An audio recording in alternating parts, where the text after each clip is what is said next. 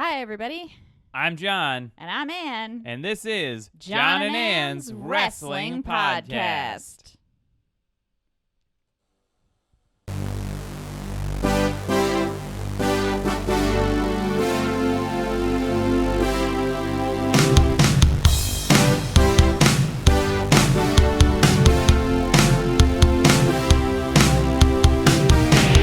Okay.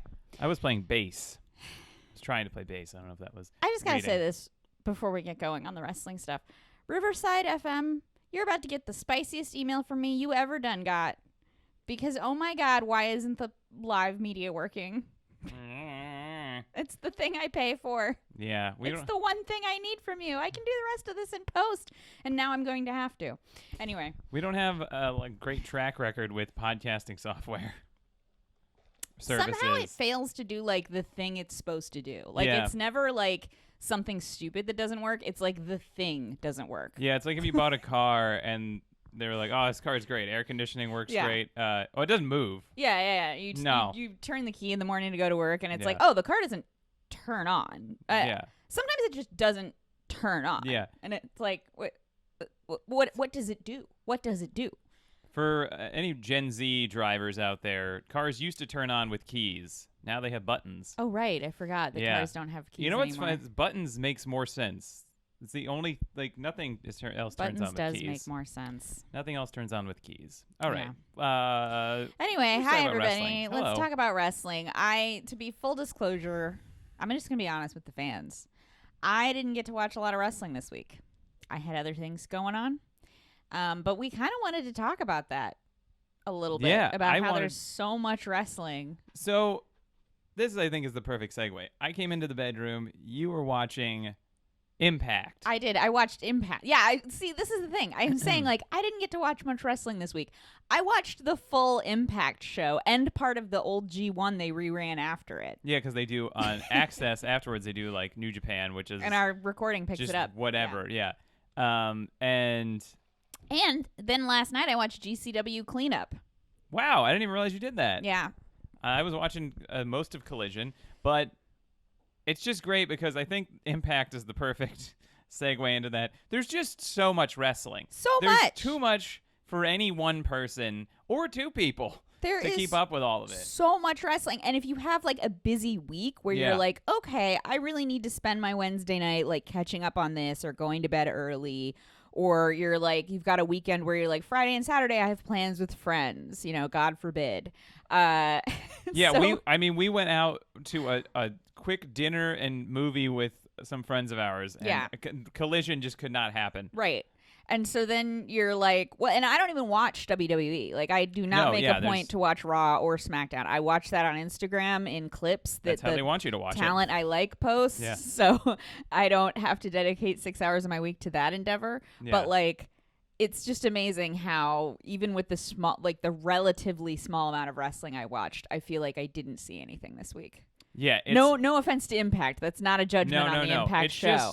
It's just that just funny that I feel like I'm not the authority this week on what's going on in wrestling because of that. Impact is great, and I do have a lot of respect for Impact. I do enjoy their show when I watch it, but it is kind of the epitome of like, oh right, yeah, Impact. Like there's too much wrestling. Well, I was when you walked in while I was watching it, and you watched part of it with me, and it was just funny because I was telling you this. I was like, this feels like. And again, this is no shade to Impact, a company I very much enjoy. The only company I've bought a T-shirt from, I think. For yourself, yeah. Yeah.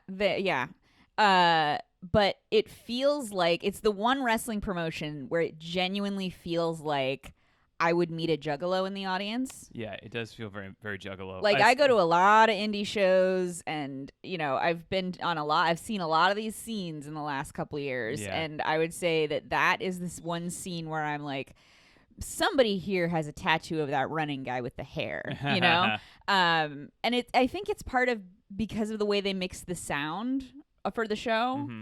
And this is like the second time I've gone in deep criticizing the way Impact puts their show together. Oh yeah, you've had structural notes. I've had a lot of structural notes for Impact. Production notes. But I think it's because they mic the crowd in such a way. It reminds me of like Jerry Springer. Like, it kind of sounds like a fight isn't supposed to be happening and that one has just broken out. And I think part of it was because one of the matches I was watching this week had the guy's wife on the side of the ring. Yeah. And she was yelling like, "You think you're better than us?" And it just gave such white trash vibes. Yeah, Eddie Edwards and Alicia Edwards really do hit that Jerry Springer. Eddie Edwards used to be like a very like indie wrestler. He had the tights and everything, and then he got to Impact and he became like very kind of Jerry Springer. He became like a hardcore guy, which he never was before. Mm-hmm. Also, I have been for like 10 years dying for Eddie Edwards to have I mean, he's been a heel in this time, but to have a heel character where he becomes a corporate sellout, wears a suit, and calls himself Edward Edwards. Yeah. And he has not done that, and I'm furious about it. Edward Edwards. Do it. I mean, how have you not done this? You've been Eddie Edwards for 20 years or whatever. You hear that, Eddie? You hear that, Eddie? Come on, Edward. But yeah, their Impact is... it's just Impact is the kind of the epitome of like, oh, that's where this guy is. Yeah, that's where this guy's been. Like Speedball, Mike Bailey is there. Oh yeah, Jonathan Gresham is there. Trinity is there. It's funny because they just call him Mike Bailey. Yeah. The Impact announcers just call him Mike Bailey, and so they do that, and I'm like, Mike Bailey, I know that guy. Oh, Speedball. Speedball. I bought a shirt from him. But yeah, Impact is good. I would like to watch it, but there's just too much wrestling, and that's my point. And I think that's a great thing. I love that there's too much wrestling for even me to watch. Even if you, like, I watch so much wrestling, it's like a part-time or almost full-time job, and I don't watch Raw or SmackDown. I watch the WWE monthly pay-per-views. Yeah. So, like, same. You can watch so much, and this isn't even to, like, shade WWE or have any sort of criticism on WWE. They do what they do, well most of the time, but, like, it is just, like, incredible to me now as a guy who was a big wrestling fan in like the 2000s and 2010s when it was like a barren wasteland. Yeah. Unless you like really were savvy about the internet or you spent a lot of money on like DVDs, like ROH DVDs or PWG or something. Like the streaming options weren't really available. ROH didn't even think about ROH. Yeah. They had, it was just WWE. The only thing that was like really easily accessible was WWE. And so now it's like there's so much wrestling. You can watch tons. You can watch wrestling every day, a different show every day, and not a frame of WWE. You know what it is? You know what it feels like to me? It feels like WWE is Disney World. AEW is Universal Studios. Yeah. Probably literally. Impact is Six Flags. It is. Which is good. People love Six Flags. People love Six Flags. I love Six Flags. Six Flags is great. And then like GCW is like the state fair, kind of. Yeah, GCW is the carnival. Yeah. It's a traveling carnival. It's like, oh, there's a fair up the street this week. Did GCW is Joey Janela smoking a cigarette running like the swing ride. Why do I feel like they would embrace that? Oh, of course. No, Janela would. That's basically his gimmick. Is a carny like that. Yeah. But yeah, they're very accurate depictions of it. But in that same metaphor, it's kind of nice because not everybody has to go to every theme park every week. Yeah, it's kind of how I feel. Like this week I went to Six Flags and the State Fair, and I enjoyed myself. I had a nice time. Yeah, when I go to Six Flags, it's like nice to be there. It's nice to be around friends. I'm not necessarily that into it, but They got the commercial with the dancing guy. It's iconic. Gen Z's not going to know what that is. That's another thing Gen Z doesn't know. Gen Z doesn't know the old man from Six Flags. Gen Z doesn't know the old man from Six Flags. Who was definitely not really an old man. It was definitely a man in makeup. It was like a dancer who was in prosthetics for sure. All this. Look up the Six Flags dancing old man. Was it Venga Bus? I think that's the name of the song. Oh, yeah, it was the Venga Boys. The Venga Boys is coming. But yeah, it's there's too much wrestling. Well, and then the other reason we wanted to talk about this was because there's going to be even more wrestling. There's going to be more wrestling, and I think you're going to be excited about this. I'm excited. Because remember, there was a lot of Joshi wrestling, which is Japanese women's wrestling, and a lot of Joshi stars were here for like WrestleMania weekend, so they were in like the LA area, and it was fun because they're not here a lot. Yeah. And you were sad when they left. I was sad when the Joshis left. And now they're coming back, maybe permanently or much more regularly, because it looks like there's going to be a Joshi promotion coming out in New York City, a U.S.-based one, and it will be talents from Japan. Yeah, and it's not, like, I know you saw that comment on that blog post that mentioned Spark, which is the West Coast Joshi promotion that just started. This is not that. Okay, because I saw some names on that one that were very similar to, like, the some of the people we've seen on those shows and people we've seen here. Like, I think I saw Janai Kai, who was... And Janai Kai was on GCW last night. I think there's a lot American wrestlers are on it as well. Yeah, I think they've just been testing the waters in the last year and realized that people in America really do love the Joshis. This is also... I love the Joshis. This is also a thing, like, as the internet has flourished and wrestling has gotten easier to get, to find, and to watch... like an example of this is back in 2006, ROH did Samoa Joe versus Kenta Kobashi, and Kobashi is a legendary Japanese professional wrestler. And I had heard stories that when he came here, he was like, "Am I gonna have to be like a foreign heel or something?" Because that was what his frame of reference for like U.S. wrestling was. And somebody on the ROH show was like, "Dude, these people worship you. You are gonna be like a god out there." And he went there, and people were nuts in that match. He got like covered in streamers, because at Ring of Honor and a lot of indie shows you throw streamers. Yeah. And it's like, people know international stars, and people want to see them, and people get excited now. And maybe that, like, in the 80s or something, people didn't know or didn't care, but like now people know. And I was very excited to see New Japan stars here even 10 years ago, because it wasn't as common.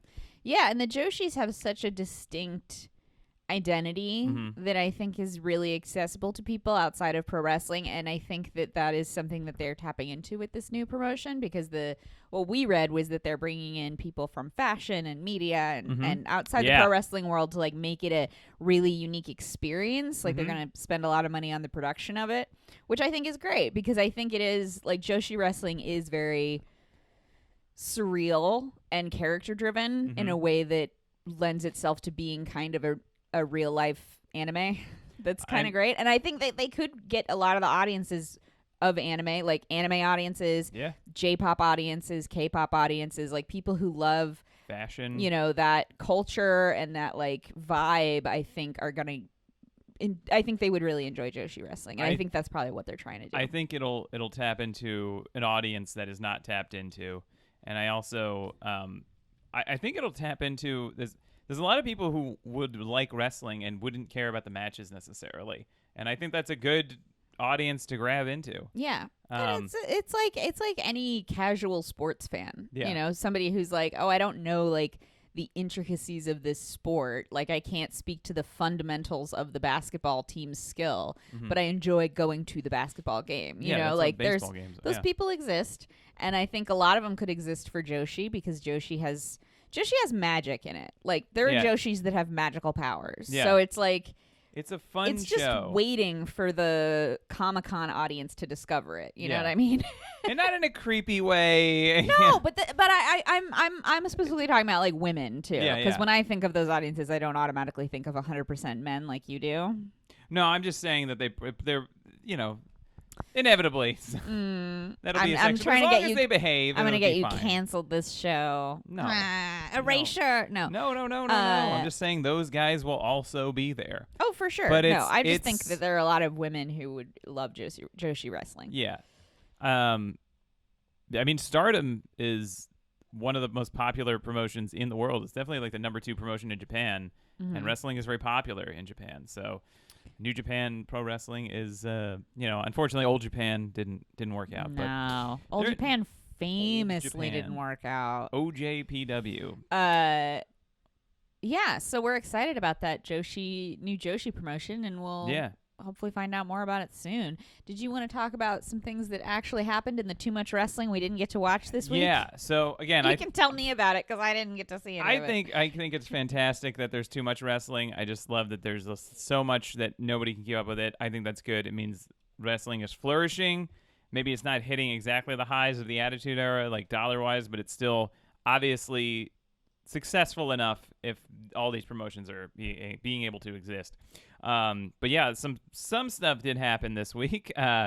Didn't quite finish Collision, but I did watch. Have to tell anybody that. You could have lied. I could have lied, but they would have known. Our John and Ann addicts would have known. But anyway, a couple weeks ago, Kenny Omega was said to be out of the country, and some people were like, "Oh, he went to Canada to collect himself, right?" Yeah. And then Hangman was like, "He is out of the country, but he's not in Canada." So sounds like he went maybe to his other home, Japan, and he was looking maybe to find a friend there. I think he alluded to. Oh, he's got to climb a mountain. Yeah, he's got to go fight and Kota Ibushi. He's got to go through the woods, find Kota Ibushi in his trailer where he's living in hiding since his retirement. He's out there doing whatever Luke Skywalker was doing in The Last Jedi. Yeah, exactly. Ibushi would be a great Jedi, like a great curmudgeon. But because they have the Blood and Guts is coming up between Blackpool Combat Club and the Elite. Yeah. Bryan Danielson of Blackpool Combat Club has the broken arm, can't compete. They need a replacement. And the Elite, they've been teaming with Eddie Kingston. There's only 4 guys in the Elite. They've been teaming with Eddie Kingston as their 5th.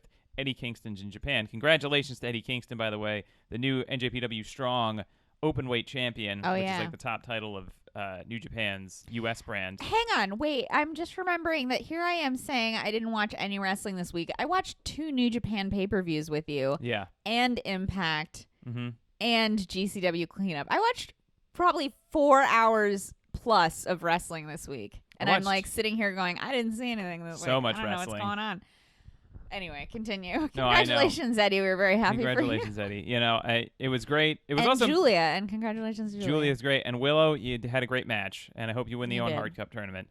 But Eddie, it was also nice to see Eddie win a title in Japan because I know how meaningful that is for him. But anyway, he won that title, but they need a 5th person because he's going to be staying in Japan now for the next month to do the G1 Climax tournament. And so I thought they were just going to do it 4-on-4 because that's still fine. But they were like, we got to do 5-on-5. So the Elite or Blackpool Combat Club have yet to announce their 5th person. Seems like Don Callis maybe is trying to recruit Chris Jericho. I don't know if that's... that would be quite a show. It would be interesting. And then it seems like perhaps the Elite are bringing in Kota Ibushi, which everybody's been waiting for Ibushi to hopefully show up in AEW. He just signed with a promotion in Japan, I believe, called GLATE. GLATE? Yeah, which is they have fantastic matches. They cross over with New Japan a lot, but he was on the outs with New Japan because of some stuff they tried to make him come back too early or something from an injury, or that one of the VPs got mad at him because he showed up at a DDT show and he handled it very bad. Like the executive handled it very badly and then kind of got punished, and New Japan issued an apology about the whole thing.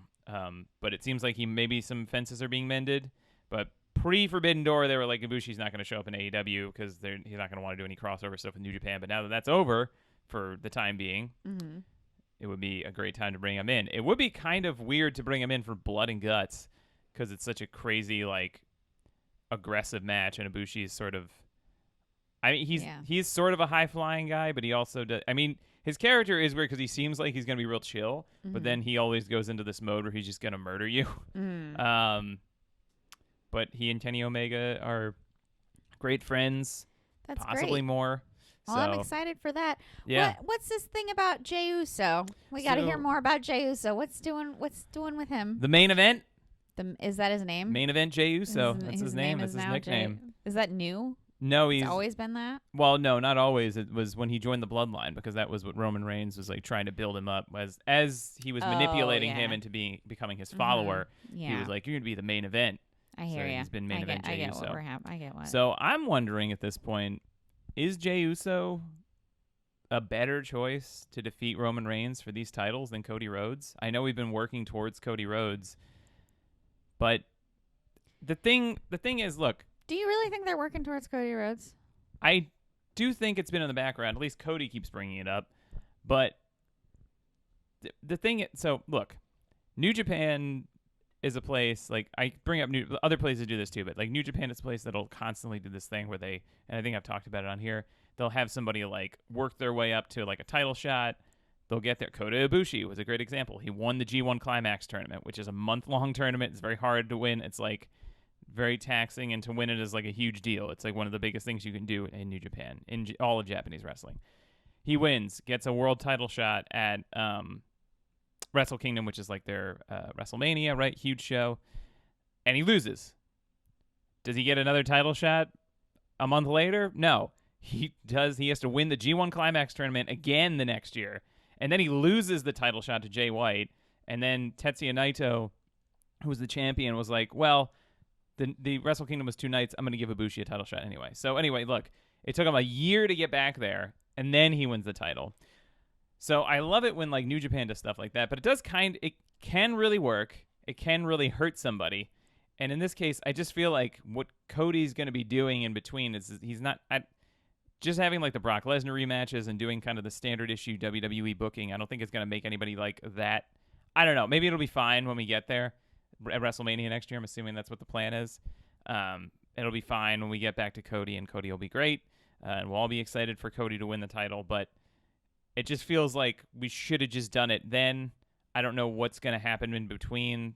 It's not like Cody is this younger guy that's like needed a little more sauce, he needed a little more seasoning, a little time to simmer. Cody's been on this big journey already. Maybe he hasn't been in it in WWE, but it felt like the time. The whole place would have gone nuts if he had won at WrestleMania. So I know, but I think what we've already, I feel like the lesson we learned from that is that their plans for Cody are not what we all hoped they were, and what Cody probably hoped they were. Yeah, and so I can't tell if that's what's going to happen. But if that is still what's going to happen, have they cooled him off to the point that, like, look, this Bloodline storyline, I still think has been great, and it's been very well told, and Jey Uso has been kind of the protagonist of it from the beginning. Yeah. It's been his journey. Right. And so it's like, that's why it's crazy to me to think, like, I was always a big Usos fan, but now it's just like they had never really been featured separately ever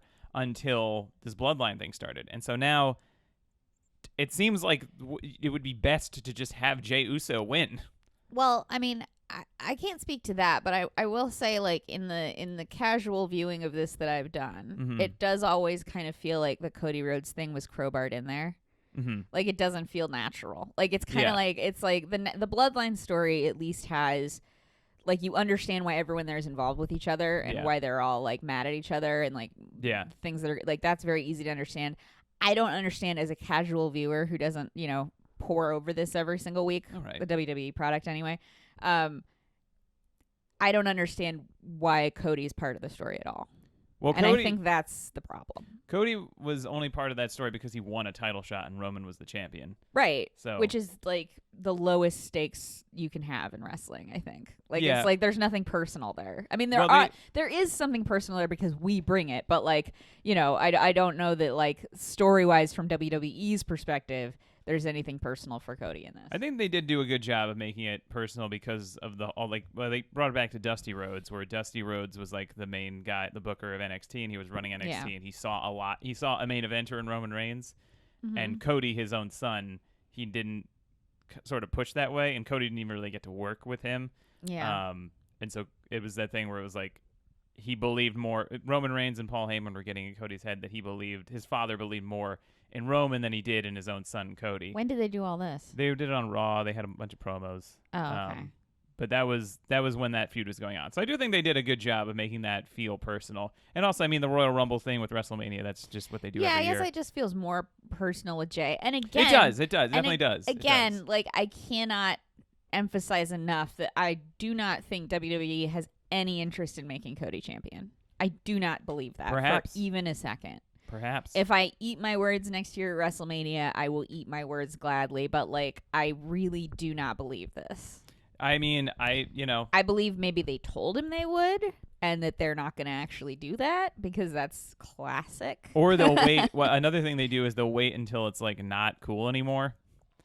Or they'll just, like, screw you over in a way. I mean, one of the things that drove CM Punk crazy was just this WWE, but, like, I mean, he was the guy. He was the most popular guy. It was organic. Everybody was into it. And yet they still like undercut him at every juncture. Yeah. And did give him the title, and he was still successful, but like they had him lose at all the points where he should have won because he did it. He got over himself.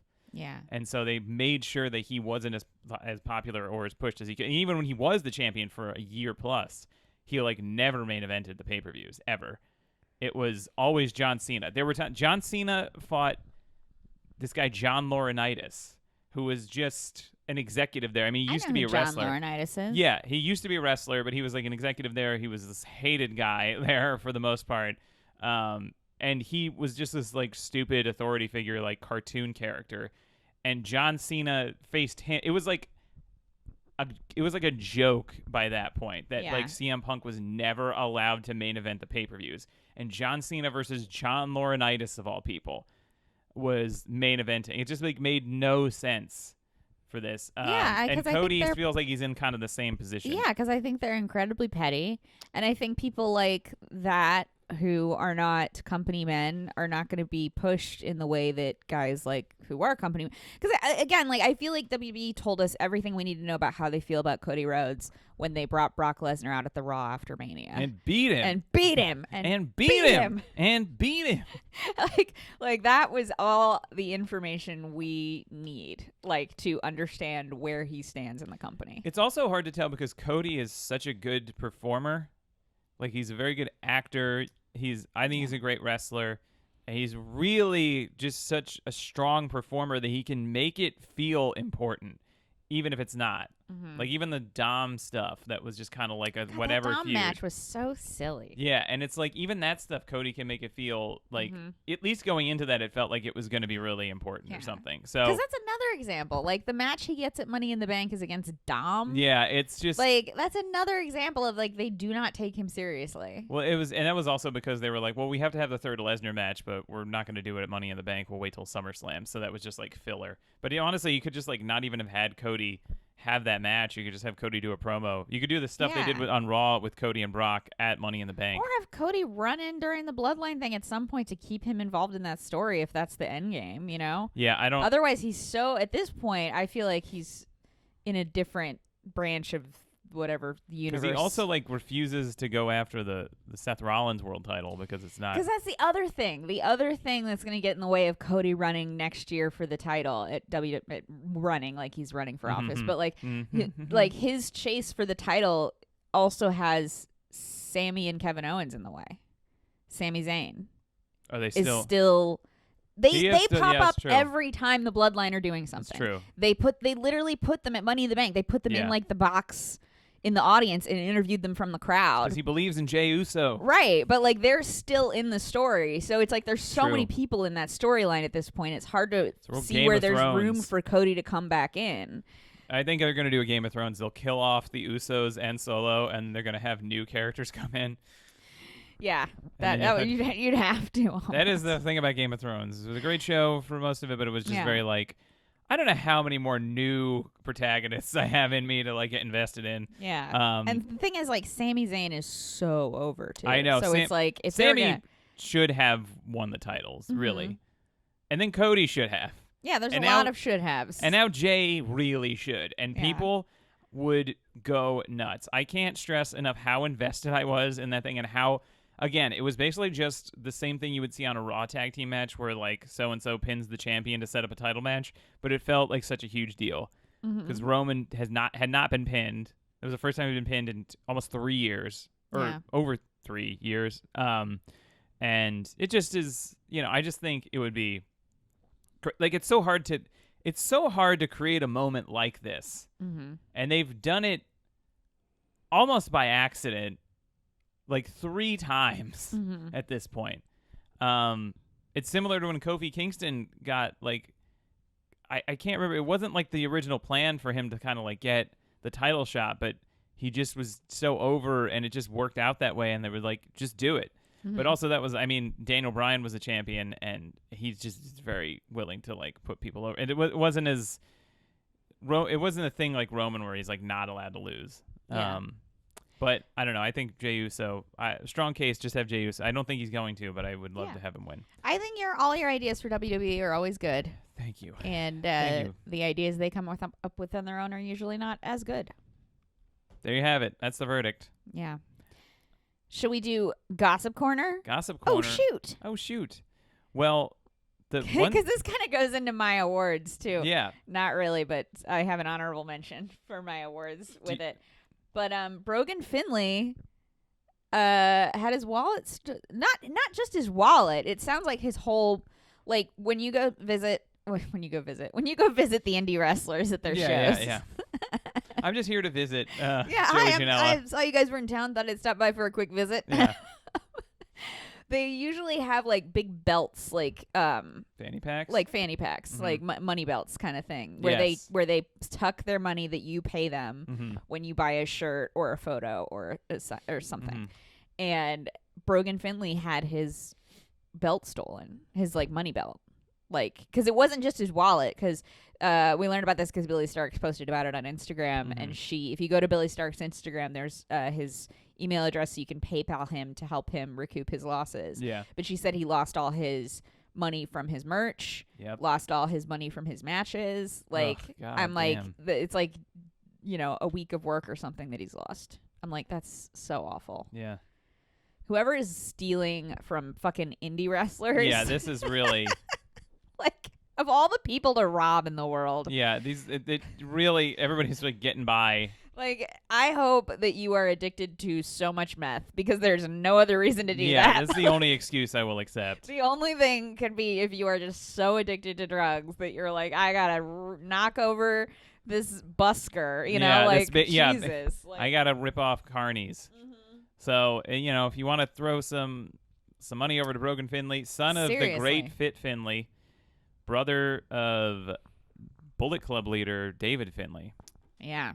So. I just think that's so shitty. Like that, it is. Like I'm against thievery in general, but I think the lowest form of thievery, aside from like robbing an orphanage, is robbing like independent artists who are like touring and like out on the road. Because it's already so hard to make that. Because they're already on the road. Yeah. Like, people do this to bands. Like, there are some indie bands that I follow that sometimes they'll be like, all our amps got stolen. And you're like, who the fuck?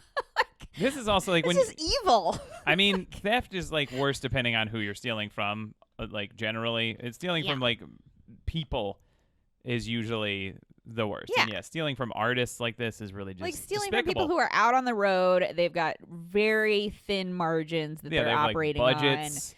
They're like crashing on couches, and you're stealing their friggin' merch money. Earnings, like all their earnings, like or their equipment or whatever, like the stuff they need to do their jobs too. Then they can't even make a living. Exactly. We are against stealing from independent artists. Yeah. If you're gonna steal from an artist, go to the Taylor Swift Eras tour. She's got 90 trucks. Yeah. Rip off Taylor Swift.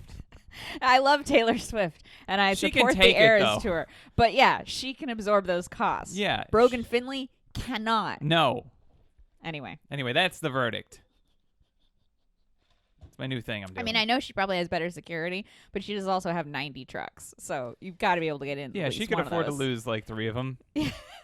That would be like the plot of like a Star Wars cartoon. Like the Empire's got these. We're gonna get all these trucks. We're gonna steal 3 of them. Yeah. And if they had trucks in Star Wars, that'd be great if Star Wars was the same, but it was all trucks. Yeah. Instead of ships. Yeah, and it's just on land and not in space. It's just on Earth. It's just in Colorado. Yeah. Man, the Colorado PD is really getting pretty fascist here. Fairly recent time ago in a land that's not that far away. Yeah. Denver. All right. Awards time? Awards time. All right. Well. Okay. Promo of the week. I picked the opening segment of AEW Dynamite, Darby Allin and Keith Lee. And Darby Allin firing up Keith Lee and telling him, where you been? This is the time. Like, you're teaming up with Swerve. If you have to win this on your own, win it on your own, It was a great segment. And it was a great segment because of what it led to. I mean, like, it wasn't, it was like all the performances were fine, whatever. But it was like, it meant like, oh my God. Because I've been worried about Keith Lee. Because he's only been working tag matches. He's Yeah. Seemed a little he's slower. A little older, right? He is a little older, but he seemed a little. I mean, he's like our age. He's not 40 yet. But he's just. I don't know. And the big thing is like they had this whole thing with Swerve and him, and it was like it's the clear, obvious end game was Keith Lee versus Swerve Strickland in a singles match somewhere, and it just was not happening. They had a tag match, and the feud was just like kind of going on and meandering, and it was like, why aren't they having that match? And it was just like, can Keith Lee not have a singles match? Mm-hmm. And he hadn't really been having singles matches, so I just was a little worried about him. And this promo was like, all right, yes, like we're going somewhere with this. Is. It seems like maybe he had like an injury or something. Because he also had that COVID thing where he almost died, so it was like maybe there's still residual effects from that, maybe long COVID, and like just couldn't breathe properly, and so maybe his cardio wasn't as good. But like, but it seemed like we were refocusing on him, and that'll lead into a later thing I'll talk about. Oh, great. Well, my promo of the week is the MJF and Adam Cole thing that's continuing, and I think it's just the best thing they've done with MJF in a while. Mm-hmm. I think MJF shines. I know I'm a huge MJF mark, but like I think he particularly shines when they give him a friend or somebody who's like part of his little world, because for a long time I feel like at least the few months before this, even though he had the 4 pillar stuff and everything, he was kind of on his own and like doing his own little thing, and like the stuff with the band that we saw and things like that. Yeah. Like that's fun, but I think it's more fun to see MJF like have someone to bother and like directly deal with all the time. Yeah. And this has been great. Like he threw Adam Cole a little surprise birthday party, ended up with cake in his face. He's been tweeting a lot of like kayfabe stuff. Like he tried to get out of a match by saying that he was sick because Adam Cole had been sick, and then he's like, I'm too sick, and it's just great. I think it's wonderful, and it's my favorite thing happening right now. And I also love that Adam Cole is like, he's like, oh no, MJF sucks. He's a jerk, and then he's like, sort of accidentally actually bonding with him because Adam Cole, even though he's been a great babyface lately, his character at his heart has pretty much always been also a jerk. Yeah. And so he's like surprised by how well they're getting along. And it's like, is MJF getting in his head? Yeah. I think it's really really going back to Star Wars, it's a Palpatine Vader thing. Yeah. Again, and also MJF is like the kid of the company. We forget that because he's a big guy and he's like got this big presence, but he's young compared to a lot of these guys, and so he has that kind of like shitty kid brother energy. Yeah, that I think makes him very likable to people, and gets him in there anyway. Yeah, I think he's doing. It's great because I mean I think it's still like the story is basically that he's trying to like make Adam Cole his friend so that Adam Cole will stop trying to get a title shot. Yeah. But it does seem like fun to watch. Yeah, it does seem like I think we talked about this where it's like, didn't work out with him and CM Punk, but now his other hero, Adam Cole, is like, it is working out. It's adorable. It is very cute. Yeah, it is very cute. And Adam Cole was even like, you did all this stuff for my birthday. Thank you. And it seemed like a nice thank you. Yeah. Anyway, going into the match of the week. So it was hard for me to pick because there was a lot of stuff. Those New Japan title matches that were at the Independence Day shows were great, but I think for me the thing that hit me the hardest was the thing that promo was setting up, which was Keith Lee and Swerve Strickland versus Orange Cassidy and Darby Allin in the Blind Eliminator Tag Team Tournament for a AEW World Tag Team title shot.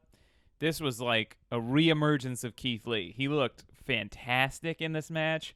The whole match was like built beautifully. Everybody looked great. And like, I mean, go out of your way to watch this. Keith Lee looked like classic Keith Lee again. And it was also like just like a great ending. And it looks like he and Swerve are hopefully going to have this match eventually. But it really was great. Keith looked like the Keith Lee of old. He looked just like so many big spots, and he looked strong and great. Sturdy, That's great. Okay, so mine, I was nervous this week because I didn't see. Because you watched no wrestling. I only watched like 6 hours of wrestling, so I was like, what am I going to pick for my match of the week? But when I was watching GCW cleanup last night, I almost picked this for promo of the week, but it's really more of the match of the week because Effie comes out and gives a promo on GCW Cleanup last night. And I couldn't really hear the promo super well because the sound was not mixed great for the live event. And Effie comes out, and the gist of the promo that I could understand is Effie being like, somebody was supposed to fight me, but they're not here or whatever, so I'm just doing an open challenge to whoever wants to come fight me or whatever. And this, like, during the promo, we get all kinds of fun stuff, like people chanting Hartford's gay because they're in Hartford and it's Effie, and saying things are gay is like a way of supporting Effie. And people are like, just Effie's so over with this crowd, by the way. Like, they love, like, the minute they announce him coming out, people are like, oh my God. No, Effie is huge. And so Effie is like, anybody wants to come fight me, come fight me. John Wayne Murdoch and Cole Raddock are supposed to have a match after this. John Wayne Murdoch comes out to meet the open challenge, and the announcers are like, oh man, he's already got a match tonight and he wants to do another one.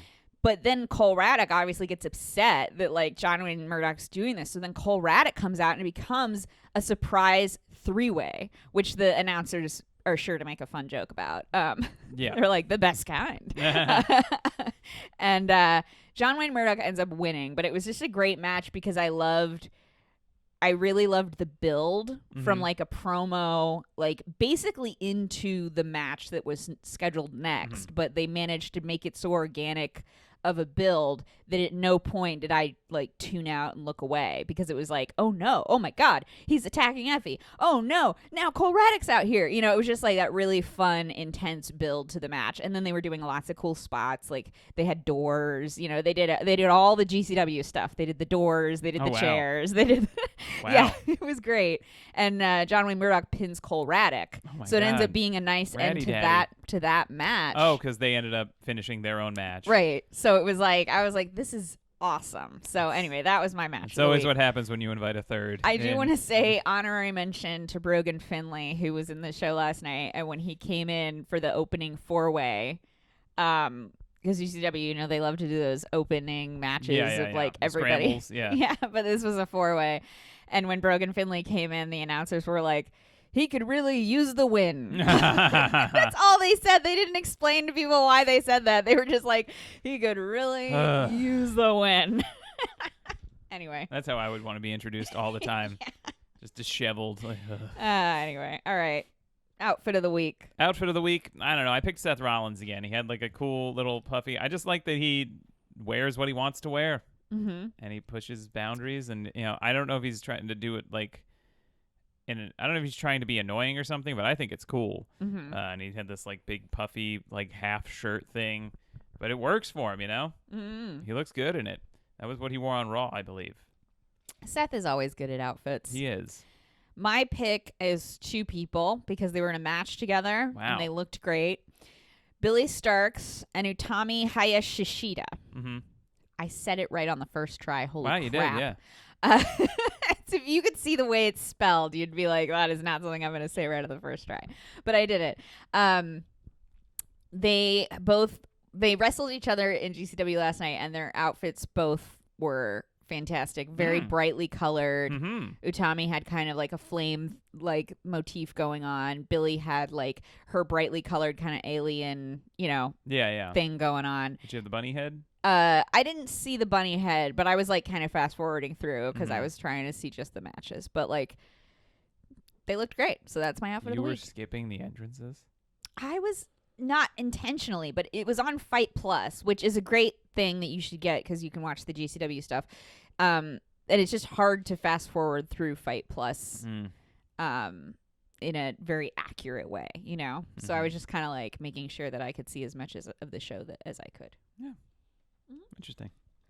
Interesting. All right. Nerd fantasy booking. I want to see. There's a guy I follow on Instagram whose Instagram I think it's Razmataza. And he's this very Scottish guy, and he does a lot of soccer content. And I don't really care about that part that much because I don't really follow soccer or know anything about it. But the thing that he does that I love is he reviews stadium food. So it'll just be like people will tweet a picture of like, I got these pulled pork nachos at, you know, whatever Manchester United or whatever. And so he'll be like, it'll say the thing, there's a picture of it, then the price of how much it was, and he will review it and rate it 1 through 10 or 0 through 10. And it's just fun. He'll do like 3 or 4 of them every time. And I want that guy to be an all-in. So be like, let's rate some more football stadium foods. Like, that's how he does it. And it's in that cadence every time. And he'll just be like, oh, you get a good portion of chips, and or he'll be like, oh, this looks gross, and then he rates it 1 through 10. And I want that guy to do something at AEW All In. Get him, Tony Khan. Tony, do it. Get him, Tony. Influencers. Get him in there. Get him to review stuff. I want it to happen. All right. Well, mine's kind of like that. Mm-hmm. Building on that, I want Effie in a major pay-per-view for a wrestling company that has a major pay-per-view. I don't care who it is. I don't care if it's Impact. I don't care if it's AEW. I don't care if it's WWE. I want to hear Goodbye Yellow Brick Road. It needs to be AEW. Yeah, I was going to say, I got news for you. I want Goodbye Yellow Brick Road. I want Effie sauntering out there. I want people going nuts for it. I want him to do something weird. Yeah. Anyway. I feel like it would AEW or Impact would be a good spot. I just always worry about anybody going to WWE. If he went to WWE, like it would have to be a signal of like a whole new era for them. Yeah. Which would be exciting, but I don't think it would happen. I could see him doing really well there, but everything around him still being the same. Yeah. Because he doesn't, I don't think he's the type of guy who would be easily steamrolled. No, I don't think so either. I think he'd come in on his own terms and like demand to do things on his own terms. And or if they didn't leave. Yeah. Exactly. And I think at AEW he would be really fantastic. Yeah. And because they would probably let him do the weirder stuff. I wouldn't be surprised if he does show up in AEW. I'd love to at some see point. like an Effie deletion match kind of style. Oh thing. wow, that'd like be some cool. sort of pre-tape. Like I bet if you gave him a budget and like the freedom to do that, we would get something really special. I would agree. Yeah. Anyway, so that's my. I would love to see it. Well, booking. I mean, Nick Wayne, 18-year-old prodigy Nick Wayne, is coming into AEW. Oh. I haven't seen a lot of him, but I'm excited to see what he can do. Everybody's really into him. All right. But yeah, I think that's pretty much all we have for today. It is. And we'll see y'all next weekend. See you in the future. Yeah. Bye.